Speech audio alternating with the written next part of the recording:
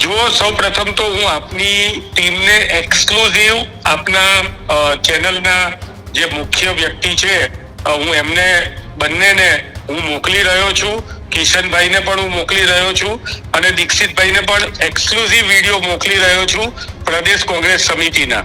તમારી હૃદયમાં જો માનવતા બચી હશે ને, જેના હૃદયમાં આ હૃદય દ્રાવક દ્રશ્યો જોઈને એમની આંખમાંથી આંસુ ના આવે તો હું રાજકારણ છોડી દઈશ.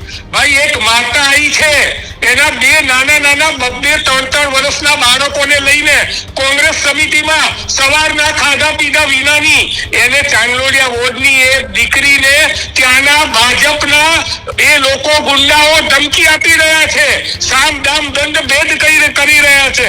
સેટેલાઇટની અંદર એક વીઆઈપી વિસ્તારની અંદર ભણેલી ગણેલી કોન્વેન્ટ વિદ્યાર્થીની જે છે, જે ગૃહિણી છે, ચૂંટણી લડી રહી છે, એ આજે અહીંયા કોંગ્રેસ સમિતિમાં આવીને એ બેન બેસી ગયા છે એના બાળકો સાથે અને એ કહે છે કે ભાજપના પ્રમુખ મને ધમકી આપી રહ્યા છે, મને પૈસાની ઓફર કરી રહ્યા છે.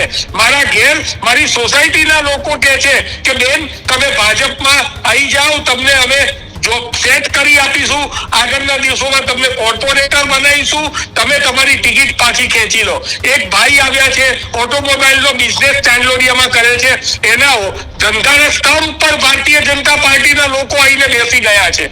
આ પ્રકારનું લોકશાહીની અંદર આ લોકો જ્યારે પોલિટિક્સ કરી રહ્યા હોય, ભારતીય જનતા પાર્ટી એ પોતે હાર ભારી ગઈ છે ભાઈ, અને હાર ભારી ગઈ છે એના લીધે અમારે અમારા ઉમેદવારોને સાચવવા પડે છે. એના માટે અમે એમને અજ્ઞાત સ્તરે કાલ સુધી ખસેડ્યા છે. અમે ડંકાની ચોટ ઉપર કહીએ છીએ. આજે તમને પણ તમારા માધ્યમથી કહું છું, હું ન્યૂઝ રૂમના માધ્યમથી, કે આ જે કંઈ પણ અધિકારીઓ, પોલીસ વાળા, બિલ્ડરો, ભારતીય જનતા પાર્ટીના લોકો આજે જે આ સંવિધાનને તોડી મરોડી રહ્યા છે, આજે 14મી એપ્રિલે બાબા સાહેબના આવા પવિત્ર દિવસે જે પ્રકારેનું આ કાર્ય કરી રહ્યા છે, જનતા તો એમને 26મી તારીખે બદલો આપશે, પણ કોંગ્રેસ પણ કાયદાકીય લડાઈ આવા ગુંડાઓ સામે લડવા માટે કટિબદ્ધ છે. ત્યારે જ ન્યૂઝરૂમ ગુજરાતની યુટ્યુબ ચેનલને સબસ્ક્રાઇબ કરો અને ઇન્સ્ટાગ્રામ અને ફેસબુક પર ફોલો કરો. અપડેટ રહો, સત્યની સાથે રહો.